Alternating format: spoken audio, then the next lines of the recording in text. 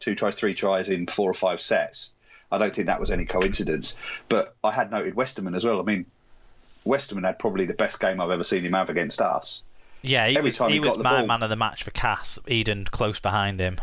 I mean, he got the ball for a couple of times, like you say, that first half, and he's dropped the shoulder, and defence doesn't know which way is which, and that was, I think, cussed on both occasions. No, it was when I watched it back. It was Willie Isa. I thought it was a combination of Cust and Farrell.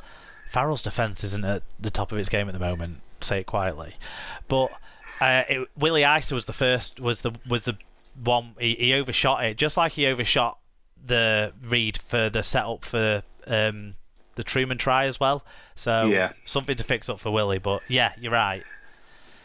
Go on. Yeah, I mean, to me as well, there was I think it made me realise how much work Cade Ellis gets through in defence as well, because he wasn't out there, and the Singleton as well. How much defence those two guys get through. All of a sudden they weren't there, and I think that made a difference as well, because they've both been defending really, really well for most part of this season. Yeah. So I think that's the thing I took away from us. I mean, obviously, Jyfield is just at the moment is just absolutely flying, and I don't want to be Matty Pete when Bevan French puts his hand up and says, "I'm ready to play, boss," because that's going to be a really, really, really difficult decision to make as to who do you drop, who don't you play. The flip side of that is a Wigan side that I was worried didn't have enough speed. Mm-hmm. Now has Field playing, so we've got his speed, because I didn't even think he'd play, and French might have to be on the wing, but then you're talking you've got 2 or 3 with Marshall thrown in, really fast players in your back line, and it's a different story. I agree with what you're saying about Westerman. He was really good. I agree with what you're saying about Parsington. That hit, but also that pass. That pass for his Havard's little pop try. pass for Havard's try. Yeah, that was really. If that was a halfback doing that near the line, Sky would have been rapturous about it, wouldn't they? But it was a prop forward / second row doing it, and actually they didn't really pick up on it that much, which I thought was. I think they were too busy talking about whether the sin binnings caused it all, rather than that was a beautiful piece of play. Maybe there was a little bit, the line was a bit more broken because they had less defenders. But But ultimately, you would expect the less defenders to create more of a problem out wide rather than down the middle, wouldn't you? Yeah. You don't tend to get overlaps and space down the middle quite so much. It was a beautiful, beautiful piece of play. Great for Havard to be back, getting his first try at the DW as well. Getting, I think maybe more minutes out of him than we expected. Pat Mago clearly came into this game carrying something. Didn't really play. Havard probably had to do 10 minutes more than he was scheduled to do. I would guess, but that's all progress for him. Yeah. I wanted to talk a little bit about the call the ref did get right, the red card on Brad Martin, because I really feel for him. So Brad Martin's ended up with a grade C high tackle charge, 2-match penalty notice. I don't think people will argue with the red card or the grading of his ban and that sort of stuff. But he just got it really wrong, didn't he? Unfortunately. Yeah, I mean it wasn't malicious in any way, shape or form. It was just he was a bit late to the tackle, and he suddenly realised he's not going to get there properly, so he stuck his arm out. And he's caught Willie flush on the side of the chin. And I think, fair play to Willie Isa, he's got straight up and he's not really made a big thing about it. And nobody's gone piling in on it because they've realised actually it was just a genuine attempt to play at the ball to make a tackle. And he's just got the timing wrong, really. He's just gone a bit out of control as he's reached for contact. Because Willie's absolutely done him with the pace he returned that drop out at, and then the quick shift of his feet just before he got to him just meant that the control was gone for the defender, and he needed to probably recognise that and give up the extra 5 metres rather than try and stop him. But he just got it wrong, the kid, and I feel for him because without that incident there, Wigan were in a commanding position at that time in the game.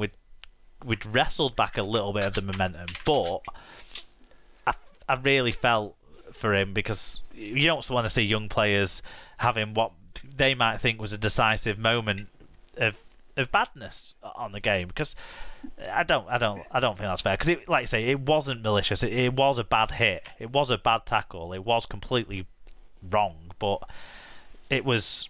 I felt for him.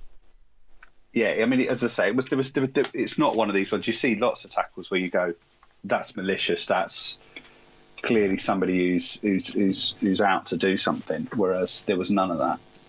Did you have anything else? Anyone else? Any other moments you wanted to pull out in this game? No, not really. Fair enough. I wanted to mention Cade Cust's pass for Hardacre's try, because that was. Oh, actually, yeah, I did have that scribbled down the cut-out pass. That was a lovely.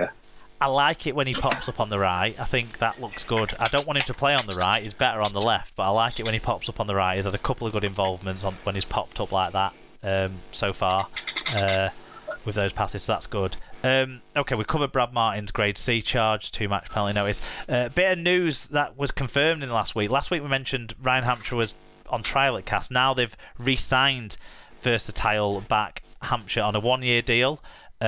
So he's been without a club after leaving Wakefield in the winter, having scored 48 tries in 154 career games. He can fill in wing, fullback, or both halfback positions, so that'll be a help for Cass, who've obviously had Danny Richardson's injury. That's put them under pressure in those positions. And Niall Evans, it seems like it's worse than first suspected, because he's been out for a few weeks now as well. There was another piece of news related to the teams in this game that came out just before we started recording that I wanted your view on, if that's okay, Lee? Yeah. So Wigan appealed the length of Cade Ellis' suspension. They didn't appeal that it was a grade E, which carries a 4 to 8 game ban. They didn't appeal that.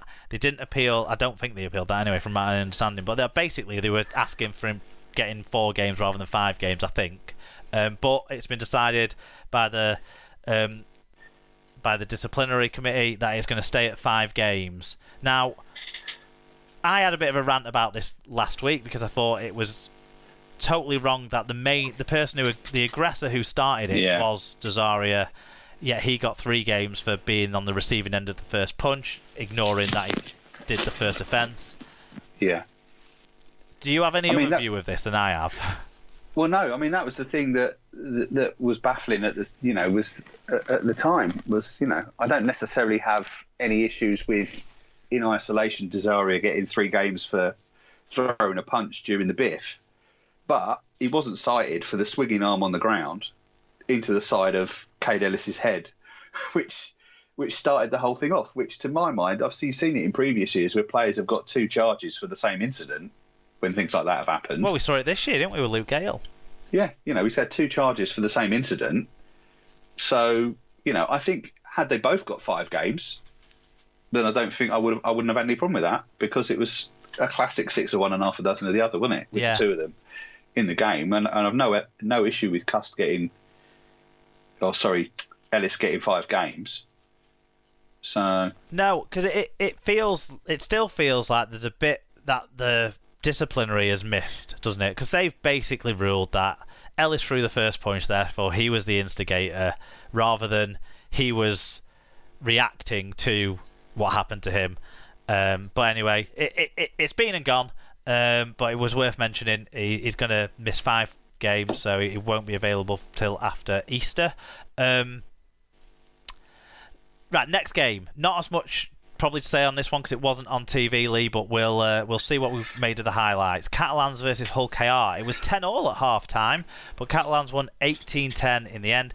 6,782, probably a little bit lower because it was a Friday night and they're used to playing on Saturday nights down there in France. Tom Grant was the referee.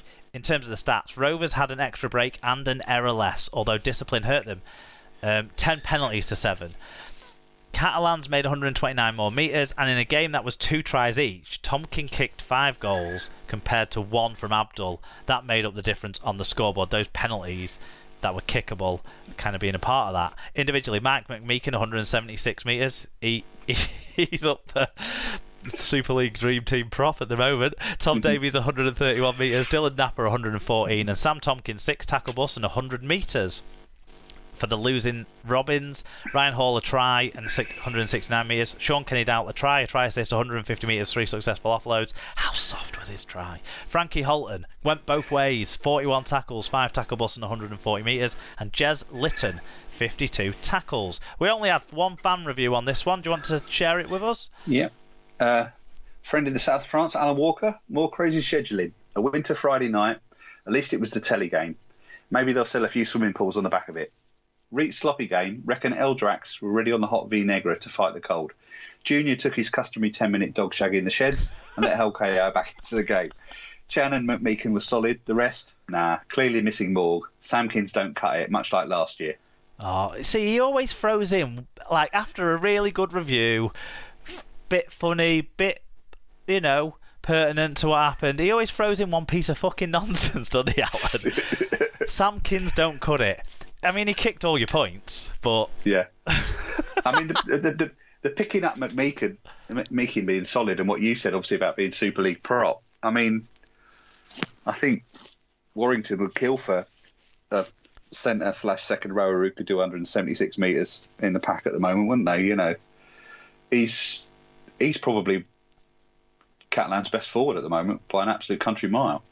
He's playing really well, and is that new role. I mean, every week, every person who's been on since he's been in that position, because I think, we've seen most of the games, not this one in full, but just keeps saying how good he's going. Yeah. Joe Chan's the other one I want to talk about, and I'm glad Al picked him out too. He popped up with a crucial try, didn't he? The kick, Pierce's kick off the post that he plonked down. It's another big moment for him this year, and I think he has a positive big moment involvement in pretty much every game he plays. He's developing really well, and I don't understand why he wasn't in the France squad. I don't know what the crack is there, but I assume he qualifies for them. I'd be getting him in there. I'd be having him in there 17 the way he's going at the moment. I'm really impressed with him, and I'm going to keep talking about him because I feel like sometimes we lose sight of some of the really good French players or young players at Catalans because they are in France. We don't get as many fan views in on their games, that sort of stuff. I don't want to lose sight of how good Joe Chan's been this year. Yeah, I mean, I would say that last season as well. I think for as good as Maloney was last year and Sam was last year and McMeekin is this year and Sam and people like that, I think there's been a tend to ignore how good some of the young French kids coming through are. You then had Remy Casti and people like that last year, the old stagers, but the young kids, the younger French players coming through, they're getting a good core of young French players rather than naturalised French players. And it's across the whole squad as well, isn't it? I mean, I know it's not like the halfbacks positions are 2 Australians, but they've got Morg, they've got Rouge, they've got some young players in the pivot positions that can influence games when they play. Da Costa, is a hooker. Chan, we talked about Gudemond, I think has been really impressive since he came in. He missed the first week and then he's been brilliant. Even Desaria, largely this season has been solid for them, setting aside the incident last week. Yeah. He's been, a solid, steady prop. He's not running out and doing 150, 200 metres, but equally he's doing a fair share of work and doing a solid job. So and doing more and better than I think people expected. Yeah. I mean, he was out of the Catalan setup 2 years ago, and they kind of brought him back in because they needed some bodies, and going from that to earning a proper deal for this year and being a starter in those games. I mean, he's blown his chance a little bit with what he did, but I agree. Yeah. I mean, what I would say is, obviously we've only seen the highlights on the Super League show and what have you, but to me it never really looked like Catalan were in much trouble, and I got the feeling that they probably could have gone up a gear if they'd needed to and done more with the ball and probably made it more comfortable than it was. That said, I could be doing Hulk AR a disservice, and it could have been that actually they really were working their nuts off, and Hulk AR were stopping them doing everything they wanted to do, unlike us the previous week where, we couldn't tackle a bag of crisps. Well, Catalans will be fuming with the SKD try that they let in. That was really weak defence. And that kind of made it 10-all at half-time, didn't it? So, and that was right before half-time. So again, they'd probably done enough to have a half-time lead and then had a real lapse on their own line, and that's what happens. The Mitchell Pearce, he's been given a grade C dangerous throw charge, 2-match penalty, no